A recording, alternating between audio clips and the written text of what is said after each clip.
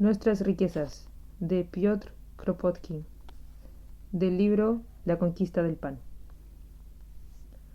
La humanidad ha caminado gran trecho desde aquellas remotas edades durante las cuales el humano vivía de los azares de la caza y no dejaba a sus hijos más herencia que un refugio bajo las penas, pobres instrumentos de sílex y la naturaleza, contra la que tenían que luchar para seguir su mezquina existencia. Sin embargo, en ese confuso periodo de miles y miles de años, el género humano acumuló inauditos tesoros, roturó el suelo, desecó los pantanos, hizo trochas en los bosques, abrió caminos, edificó, inventó, observó, pensó, creó instrumentos complicados, arrancó sus secretos a la naturaleza, domó el vapor, tanto que al nacer el hijo del ser humano, el hombre y la mujer, civilizado, encuentra hoy a su servicio un capital inmenso, acumulado por sus predecesores, y ese capital le permite obtener riquezas que superan a los ensueños de los orientales en sus cuentos de las 1001 noches. Aún son más pasmosos los prodigios realizados en la industria, con esos seres inteligentes que se llaman máquinas modernas. 100 hombres fabrican con qué vestir a 10.000 hombres durante 2 años. En las minas de carbón, bien organizadas, 100 hombres extraen cada año combustible para que se calienten 10.000 familias en un clima riguroso. Y si en la industria, en la agricultura y en el conjunto de nuestra organización social solo aprovecha a un pequeñísimo número la labor de nuestros antepasados, no es menos cierto que la humanidad entera podría gozar una existencia de riqueza y de lujo sin más que con los siervos de hierro y de acero que posee. Somos ricos, muchísimo más de lo que creemos. Ricos por lo que poseemos ya. Aún más rico por lo que podemos conseguir con los instrumentos actuales. Infinitamente más ricos por lo que pudiéramos obtener de nuestro suelo, de nuestra ciencia y de nuestra habilidad técnica, si se aplicasen a procurar el bienestar de todos. Somos ricos en las sociedades civilizadas. ¿Por qué hay, pues, esa misma miseria en torno nuestro? ¿Por qué ese trabajo penoso y embrutecedor de las masas? ¿Por qué esa inseguridad del mañana hasta para el trabajador mejor retribuido, en medio de las riquezas heredadas del ayer y a pesar de los poderosos medios de producción que darían a todos el bienestar a cambio de algunas horas de trabajo cotidiano? Los socialistas lo han dicho y repetido hasta la saciedad, porque todo lo necesario para la producción ha sido acaparado por algunos en el transcurso de esta larga historia de saqueos, guerras, ignorancia y opresión en que ha vivido la humanidad antes de aprender a domar las fuerzas de la naturaleza. Porque, amaparándose en pretendidos derechos adquiridos en el pasado, hoy se apropian 2/3 del producto del trabajo humano, dilapidándolos del modo más insensato y escandaloso, porque reduciendo a las masas al punto de no tener con qué vivir un mes o una semana, no permiten al hombre o a la mujer trabajar, sino consintiendo en dejarse quitar la parte del león, porque le impiden producir lo que necesita y le fuerzan a producir, no lo necesario para los demás, sino lo que más grandes beneficios promete. Contémplese un país civilizado.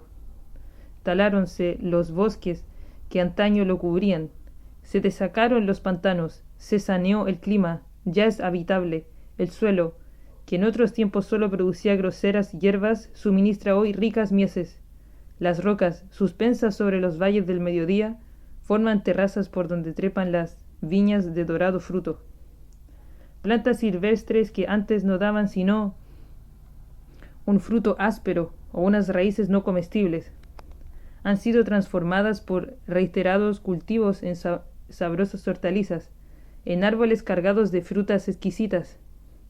Militares de caminos con base de piedra y férreos carriles surcan la tierra, horadan las montañas, en los abruptos desfiladeros silba la locomotora. Los ríos se han hecho navegables, las costas sondeadas y esmeradamente reproducidas en mapas. Son de fácil acceso, puertos artificiales, trabajosamente construidos y resguardados contra los furores del océano.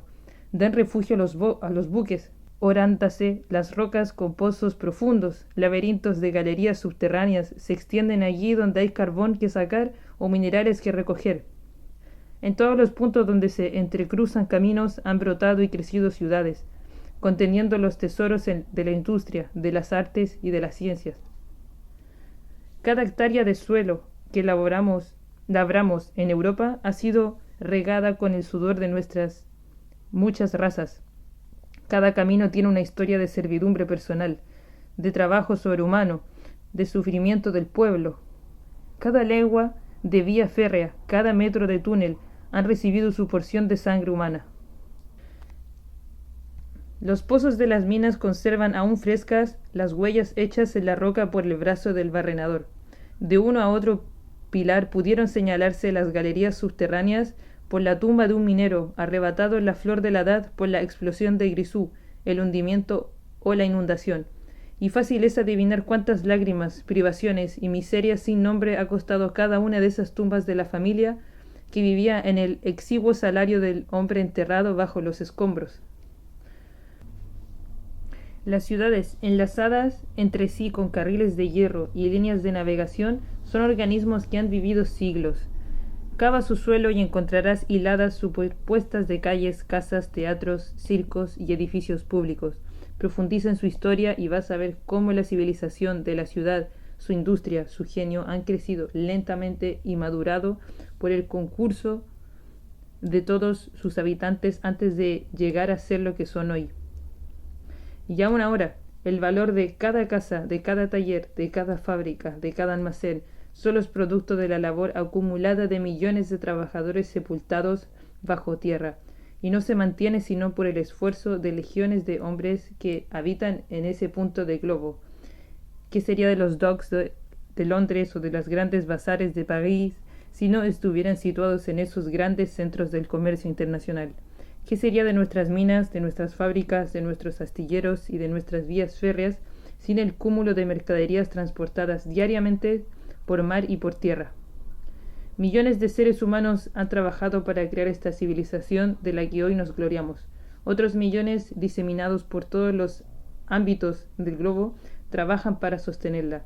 Sin ellos no quedaría más que escombros de ella dentro de 50 años. Hasta el pensamiento, hasta la invención, son hechos colectivos producto del pasado y del presente. Millares de inventores han preparado el invento de cada una de esas máquinas en las cuales admira el hombre su genio. Miles de escritores, poetas y sabios han trabajado para elaborar el saber, exigir el error y crear esa atmósfera de pensamiento científico, sin la cual no hubiera podido aparecer ninguna de las maravillas de nuestro siglo.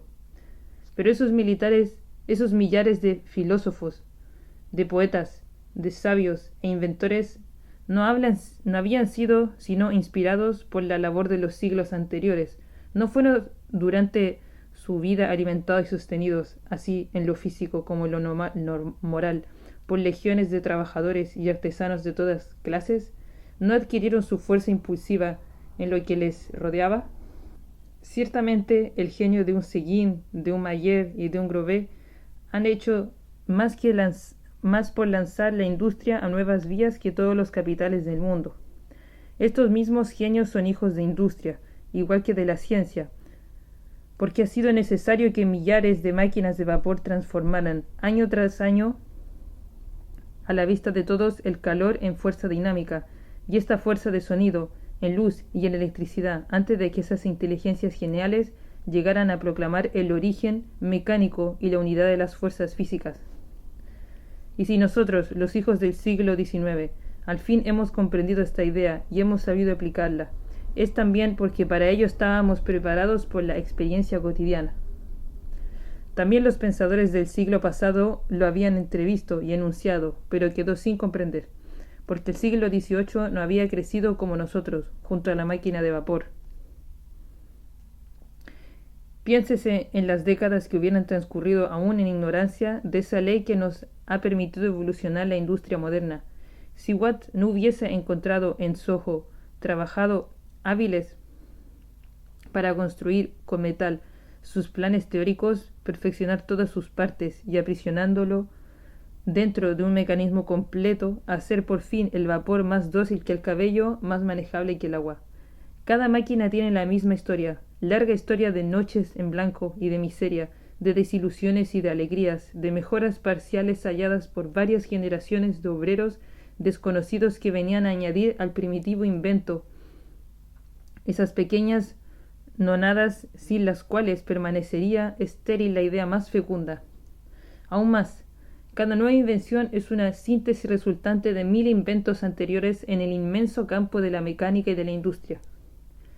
Ciencia e industria, saber y aplicación, descubrimiento y realización práctica, que conduce a nuevas invenciones. Trabajo o cerebral y trabajo manual, idea y labor de los brazos, todo se enlaza. Cada descubrimiento, cada progreso, cada aumento de la riqueza de la humanidad tiene su origen en el conjunto del trabajo manual y cerebral, pasado y presente. Entonces, ¿qué derecho asiste a nadie para apropiarse la menor partícula de ese inmenso todo y decir esto es mío y no tuyo? Pero sucedió que todo cuanto permite al hombre producir y acrecentar sus fuerzas productivas fue acaparado por algunos. El suelo, que precisamente saca su valor de las necesidades de su población que crece sin cesar, pertenece hoy a minorías que pueden impedir e impiden al pueblo el cultivarlo y le impiden el cultivarlo según las necesidades modernas. Las minas, que representan el trabajo de muchas generaciones y su valor no deriva sino de las necesidades de la industria y la densidad de la población, pertenecen también a unos pocos, y esos pocos limitan la extracción del carbón y la prohíben en su totalidad si encuentran una colocación más ventajosa para sus capitales. También la maquinaria es propiedad solo de algunos, y aun cuando tal o cual máquina representa sin duda alguna de los perfeccionamientos aportados por 3 generaciones de trabajadores, no por eso deja de pertenecer a algunos patronos, y si los nietos del mismo inventor que construyó 100 años a la máquina primera de hacer encajes se presentara hoy en una manufactura de Basilea o de Nottingham y reclamara sus derechos, le gritarían: «Chao, de aquí, esta máquina no es tuya». Y si quisieran tomar posesión de ella, tomar posesión de ella, lo fusilarían. Los ferrocarriles, que no serían más que un inútil hierro viejo sin la densa población de Europa, sin su industria, sin su comercio y sus cambios, pertenecen a algunos accionistas, ignorantes quizá de dónde se encuentran los caminos que les dan rentas superiores a las del rey de la Edad Media. Y si los hijos de los que murieron a millares cavando las trincheras y abriendo los túneles se reuniesen un día y fueran, andrajosos y hambrientos, a pedir pan a los accionistas, encontrarían las bayonetas y las metralletas para dispersarlos y defender a los derechos adquiridos. En virtud de esta organización monstruosa, cuando el hijo del trabajador entra en la vida, no haya campo que cultivar, máquina que conducir, ni mina que acometer con el zapapico, sino cede a un amo la mayor parte de lo que él produzca. Tiene que vender su fuerza para el trabajo por una ración mezquina e insegura. Su padre y su abuelo trabajaron en desecar aquel campo, en edificar aquella fábrica, en perfeccionarla. Si él obtiene permiso para dedicarse al cultivo de ese campo, es a condición de ceder la 4ª parte del producto a su amo, y otra 4ª al gobierno y a los intermediarios, y ese impuesto que le sacan al Estado, el capitalista, el señor y el negociante, irá creciendo sin cesar. Si se dedica a la industria, se le permitirá que trabaje a condición de no recibir más que el tercio o la mitad del producto, siendo el resto para aquel a quien la ley reconoce como propietario de la máquina. Clamamos contra el barrio feudal que no permitía al cultivador tocar la tierra, a menos de entregarle el 1/4 de la cosecha, y el trabajador, con el nombre de libre contratación, acepta obligaciones feudales, porque no encontraría condiciones más aceptables en ninguna parte. Como todo es propiedad de algún amo, tiene que ceder o morirse de hambre. Del tal estado de cosas resulta que toda nuestra producción es un contrasentido. Al negocio no le conmueve las necesidades de la saciedad. Su único objetivo es aumentar los beneficios del negociante. De aquí las continuas fluctuaciones de la historia, la crisis en estado crónico. No pudimos los obreros comprar con su salario las riquezas que producen. No pudiendo los obreros comprar con su salario las riquezas que producen, la industria busca mercados fuera, entre los acaparadores de las demás naciones.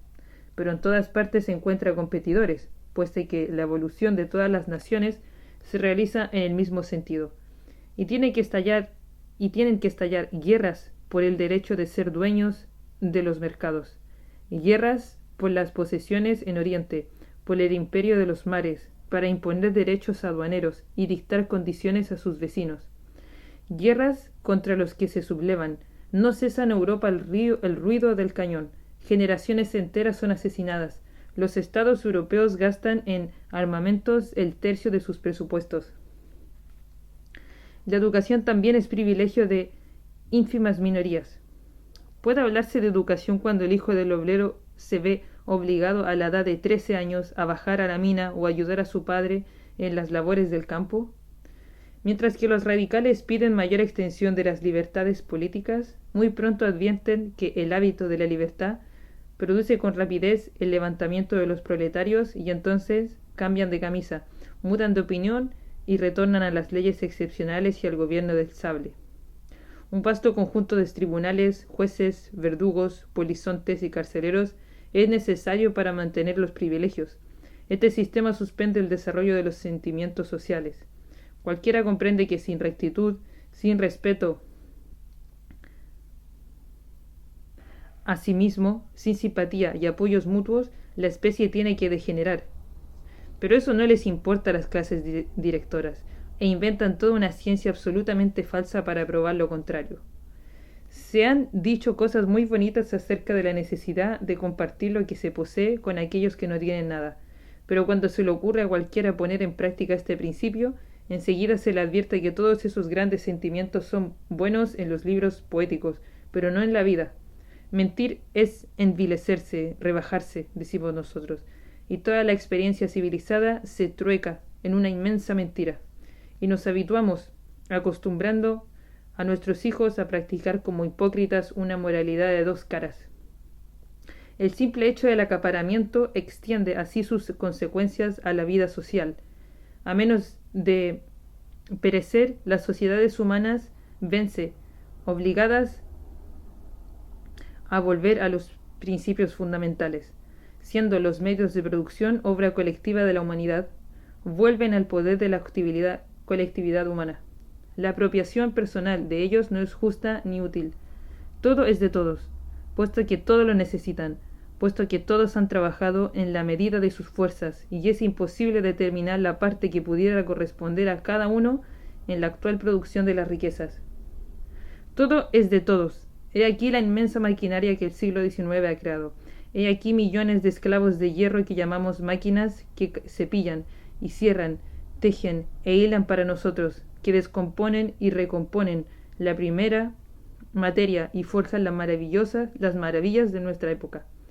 Nadie tiene derecho a apoderarse de una de esas máquinas y decir, es mía, para usar de ella. Me vas a pagar un tributo por cada uno de sus productos.